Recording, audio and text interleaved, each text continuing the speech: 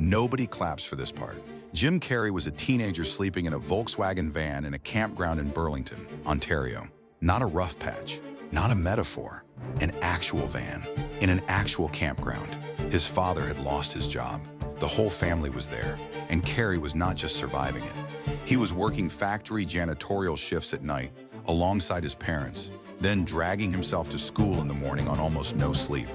He was 16 years old, doing a grown man's work just to keep the lights on. There were no lights. They lived in a van. But here's the part that matters. Inside that van, he did not decide he was a victim of his circumstances. He decided his future had not been written yet, quietly, privately, with zero evidence that he was right. No one was watching. No one was clapping. Nothing on the outside agreed with him. He just kept choosing to believe it anyway. That is not motivation. That is a decision made in the dark, repeated every single day until the world catches up.